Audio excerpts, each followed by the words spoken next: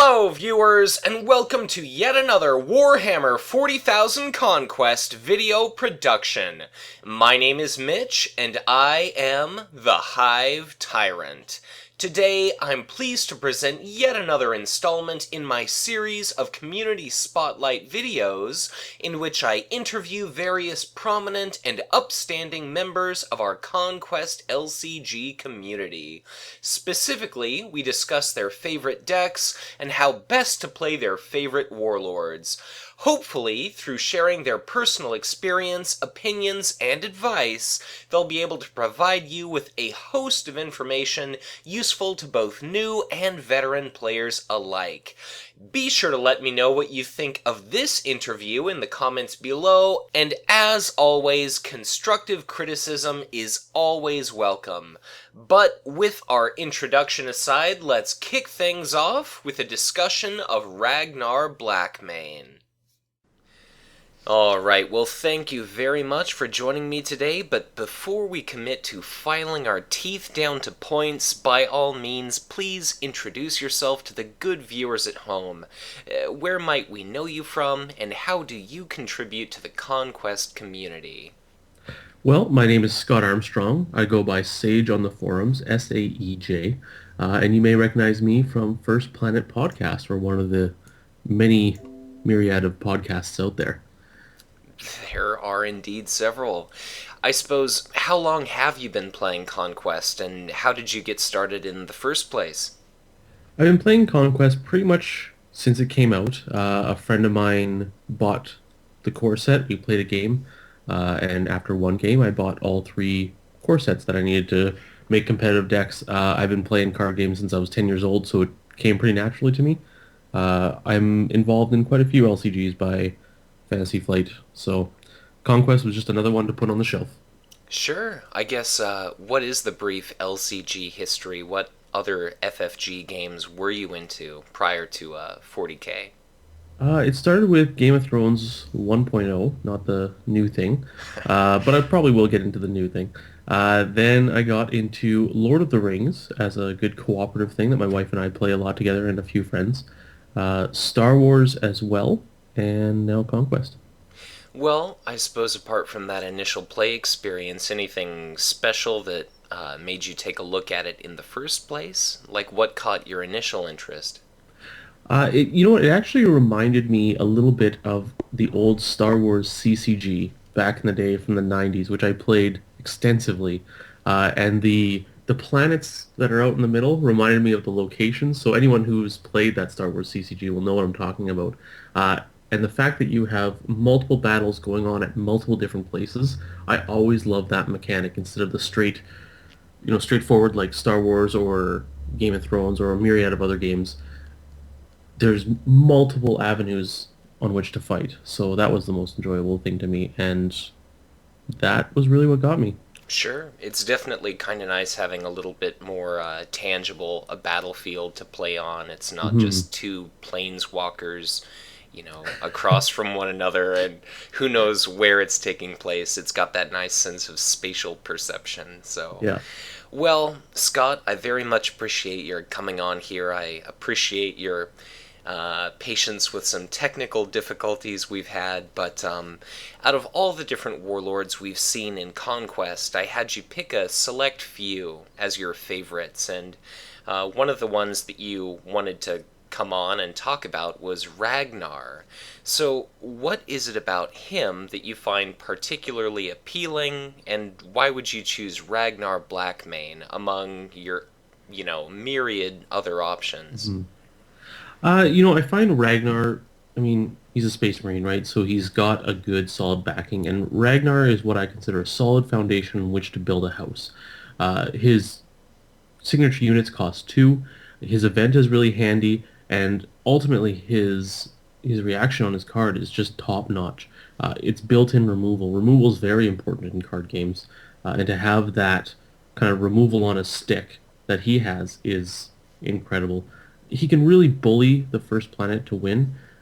I find Kato is a little bit more of a control deck, and he might go to different planets and make resources so that he can pay for other units to go to the first planet.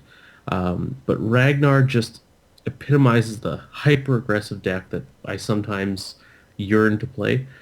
And Space Marines just have so many good combat tricks and solid units to support this playstyle. It definitely seems like Ragnar's a little bit more self-reliant than Kato. He's not, generating resources to Hmm. necessarily fund some big army, but he's doing a hell of a lot more himself. And you mentioned using his reaction for removal. Is it primarily, picking off units opportunistically that you use that for, or expand on that a little bit? How do you really put that reaction to its utmost use?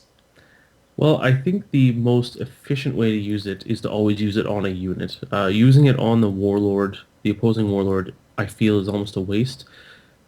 I think some people, especially in this warlord cycle, some people kind of got misdirected towards an assassination kill or an assassination win in the game, and I think that is usually a mistake. I think you need to try to win the planets to win the game and go that route.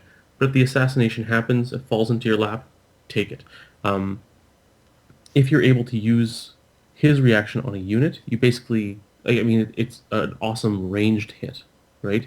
So Sure. you can get rid of a unit before it goes into combat, before it tries to hit you, and it also gets rid of it before the command struggle as well.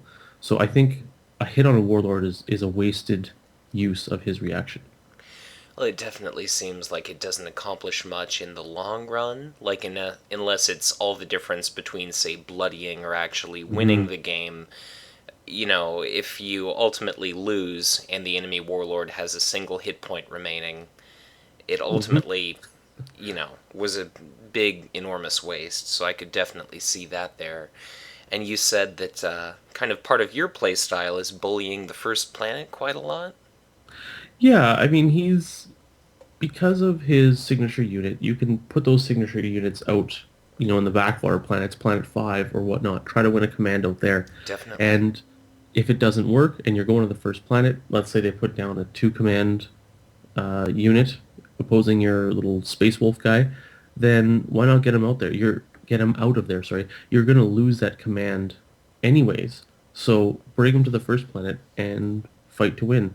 And if you start the game and you're the one as the start player and the first three planets line up and that will win you the game, I don't see a reason not to try to bully the first three planets because that's what Ragnar excels at. Well, I definitely have to agree with you regarding his signature unit. I think whether or not you want to call it correcting for a mistake or just correcting for a change in the game state, it seems like they're not only cheap and versatile, but it's nice being able to kind of move them around the tabletop as need be, just to respond to what your opponent's doing. Hmm. It seems like so many of the expensive Space Marine units serve as, a big bunch of resources that you dump into one card, and then it kind of sits there, whether it's ultimately accomplishing you anything or not. So, I suppose, what are some other strengths that Ragnar and the Space Marines faction seems to have, or which do you find yourself employing the most? So I think Ragnar's biggest strength is the fact that he is a Space Marine because of what the Space Marine faction brings to the game. Uh, his ability is all obviously awesome, as I've said before, but I mean the Space Marines just have a lot of good, solid units and efficiently costed units, and they also have some of the best combat tricks that are in the game. Drop Pod Assault is a notable card. Indomitable, Crushing Blow, even Iron Halo, I would say, is an incredible combat trick, even though it's very obvious when you're going to use it. That's his strength, is the fact that he is in a faction that allows him to be so aggressive. Well, I mean, it certainly helps to have a strong foundation to build upon. I don't think the Space Marines would have half the tournament presence we've seen if they didn't have, a hell of a lot of tools to work with. Yep. So, above and beyond, well, I suppose, without even considering what Ragnar himself brings to the table, he's certainly got a nice bunch of events and staples to work with in the first place. But do you feel there are any warlords in particular, or any factions that Ragnar and maybe even just the Space Marines really perform well against? See, that's the thing I find about Ragnar and the Space Marines in general. I don't think they outright trump any one warlord or faction. Ragnar to me is the jack of all trades and a master of none. He's got great combat tricks. He's got solid units to back him up. But there's nothing that is really a killing blow or an automatic trump to another warlord. I think he's good against Urian because who isn't? Um, but also one of the things he's really good at is whenever warlords use the cards that exhaust their warlords before combat, I Sure. think that Ragnar can really capitalize on that. And that's what I talk about when someone says, "Here, assassinate my warlord." That's what they're doing. They're putting him exhausted in front of you. Why not swing for the fences?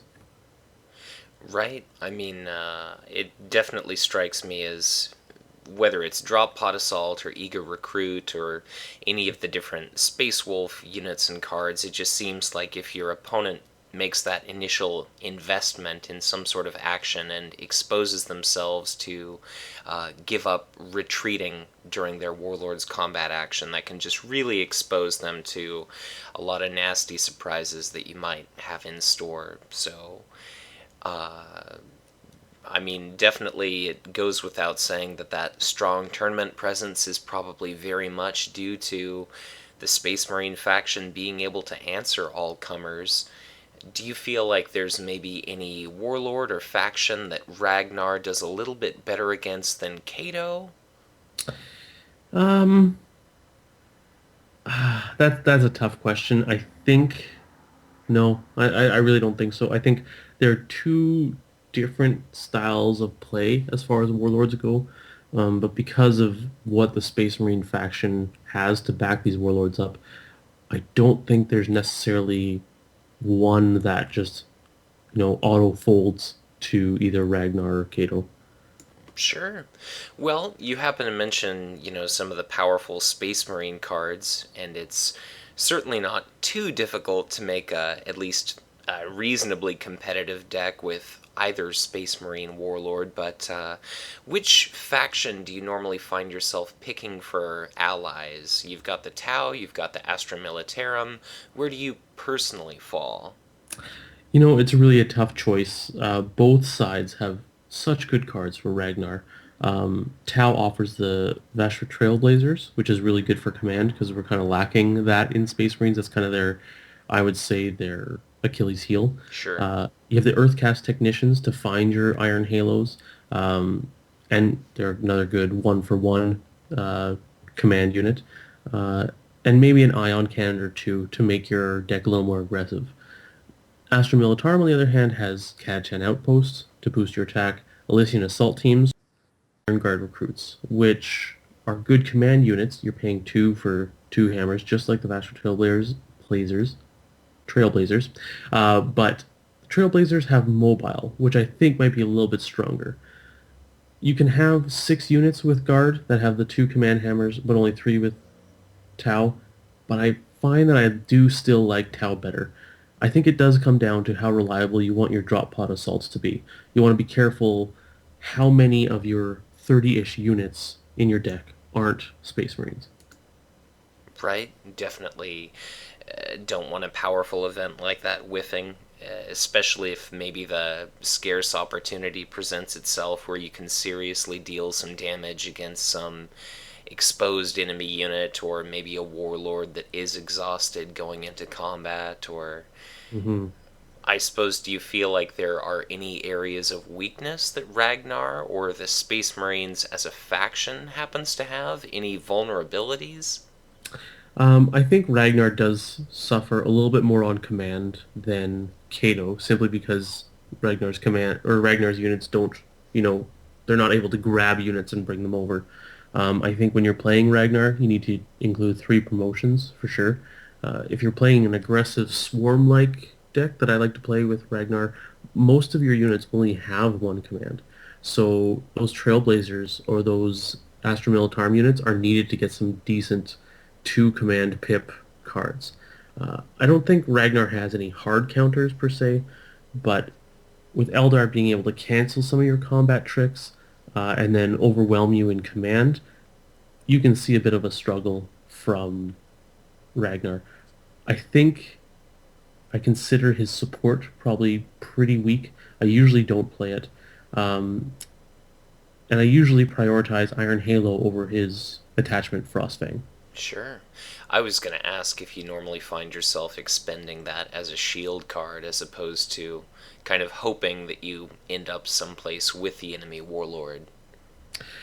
It all depends. I think both of his support and his attachment, they're both late game cards. They're finishers, and they're finishers for the assassination route.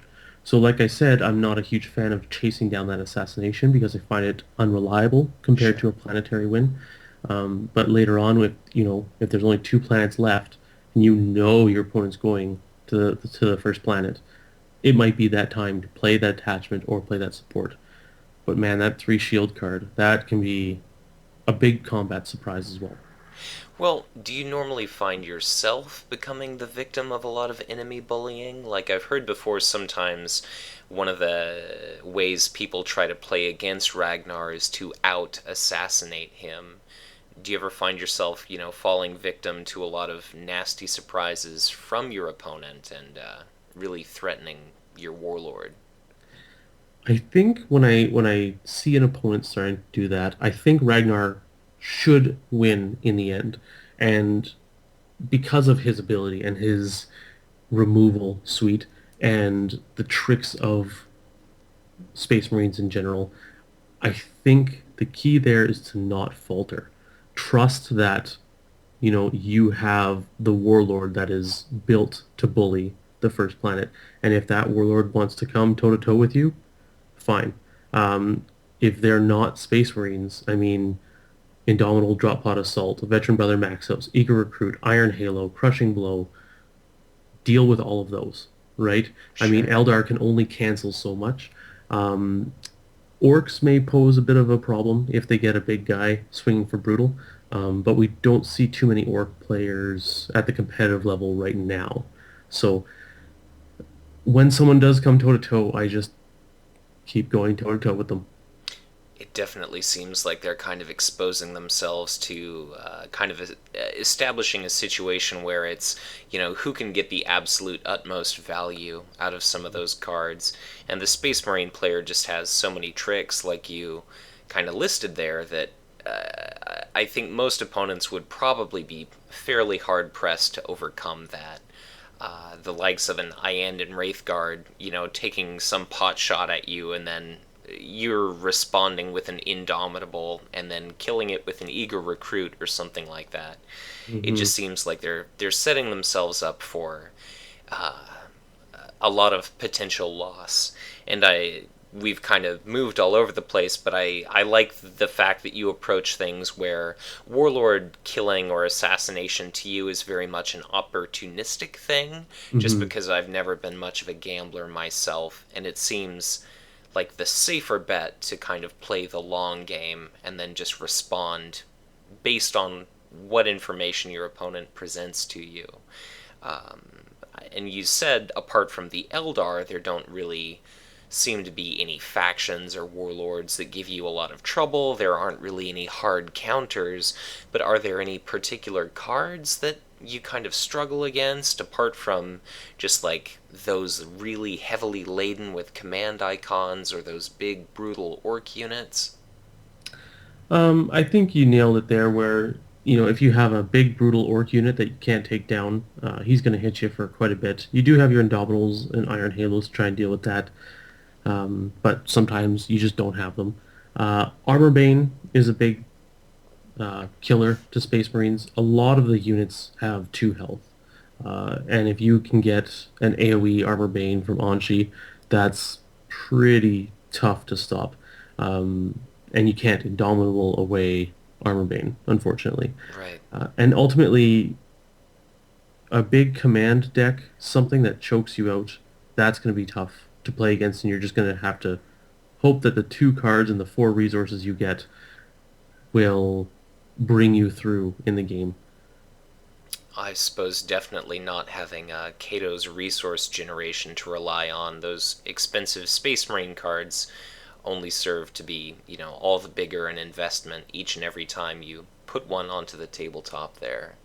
Mhm. And we've definitely touched on some, general strategy and some more in-depth things.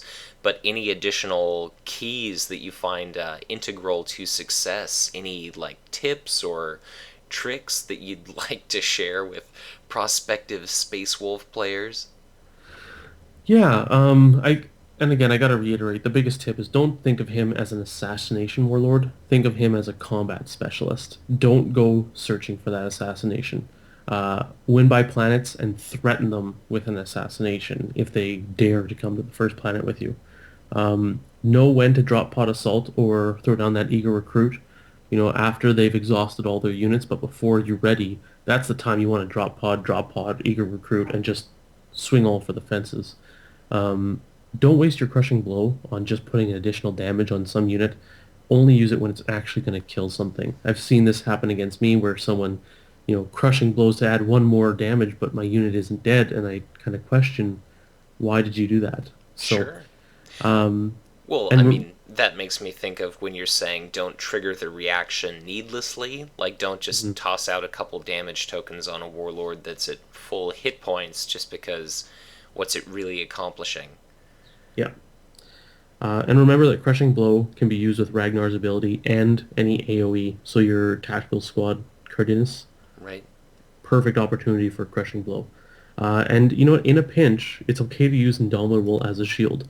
If that's going to win you the game, I mean, it's still one shield for free or unlimited shield for one resource. So I know sometimes when I was first starting to play Ragnar, I was like, oh, I can't spend my Indomitable as a shield.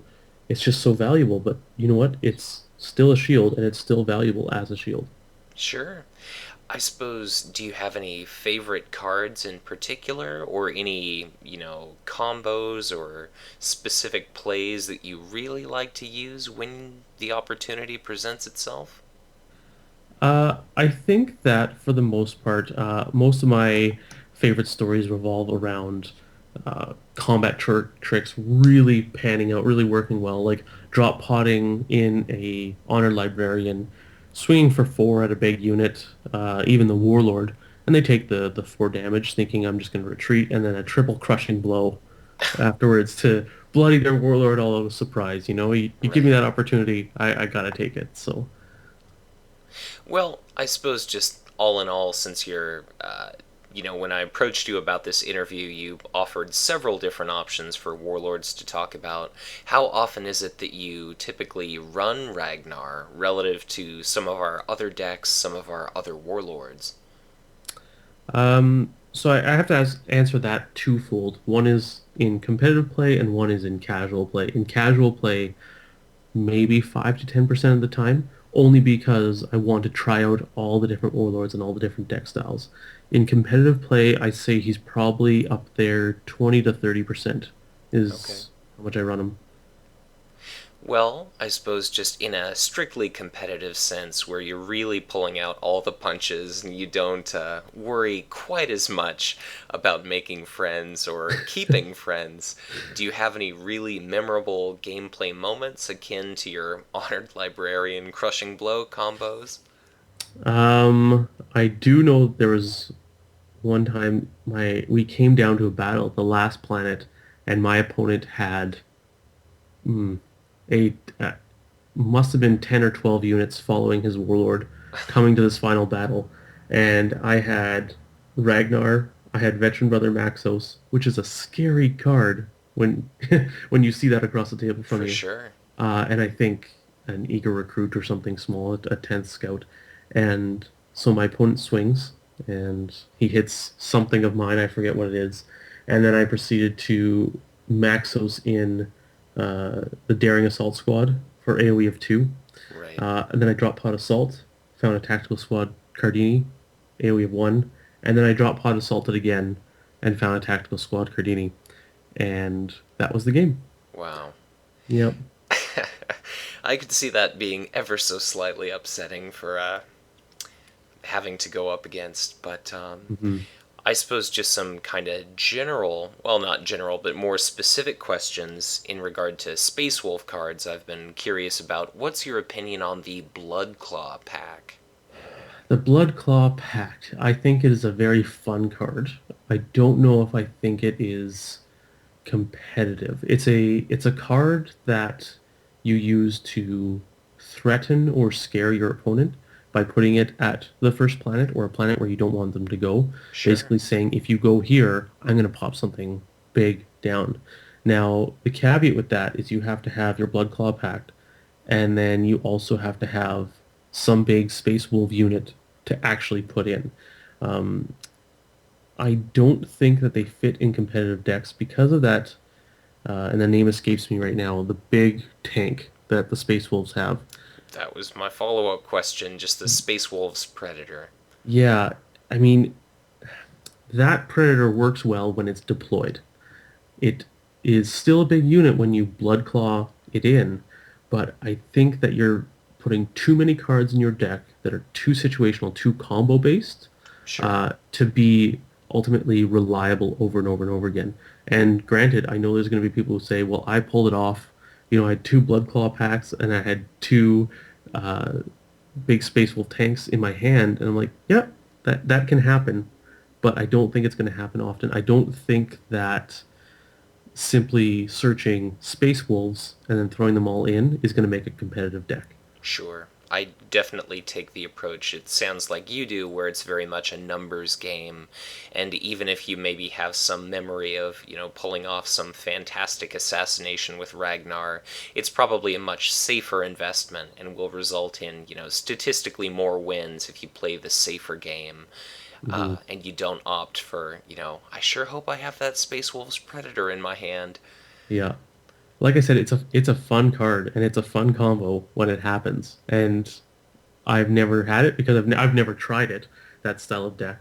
But I know other people in my meta have, and it's, oh my goodness, look what happened. Uh, but that's exactly it. It's, oh my goodness, look what happened. I can't believe it happened finally. Right. So, Right. I definitely think it's probably a hallmark of a good card game that appeals to a wide player base, having, mhm. fun possibilities like that. It certainly makes it more interesting than every two resource card does exactly this, and there's no variation or excitement or fun Mhm. if you've heard of such a thing. But Yeah.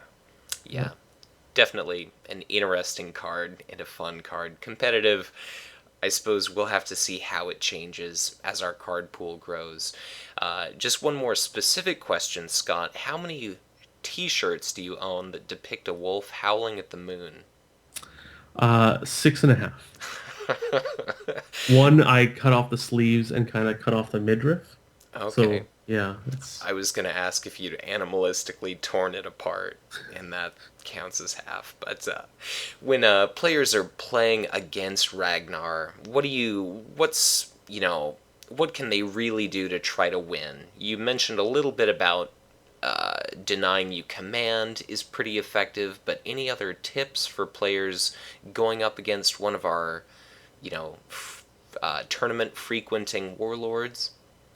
sure. Like you said, outcommand him, dig for your combo pieces, or your win condition. That's a really good way, and it also chokes him out at the same time. I think when playing against Space Marines, I think you need to have played as Space Marines to understand what they're capable of and know when they have three resources going into combat, well, that's probably a drop pod assault and an indomitable or a eager recruit. Just know those tricks.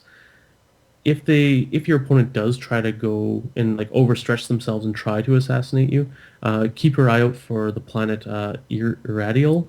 I don't know how to say it, but the one where you can heal your warlord. That can be, maybe you have to sacrifice losing a first planet that Right. you would have liked, but in the end, if you take, 5 damage off your warlord, that's going to be a lot of wasted effort that your opponent put in. AoE of 2 hits a lot of his units. So consider looking hard for that if it's in your deck, even maybe even mulliganing for it. Bloodying Ragnar in the end is a strong play. His reaction is so integral to his play that getting rid of that reaction really neuters him. I would imagine it probably also can't hurt to keep track of how many crushing blows are in your discard pile and being, just careful in considering just how much damage a single point here or there could ultimately amass to, based on how many copies of that you might have or how many cards you're holding in your hand. Yeah, I think that a few of the key cards you want to keep track of are Crushing Blow, Drop Pod Assault, Indomitable, and probably Eager Recruit. Those are kind of...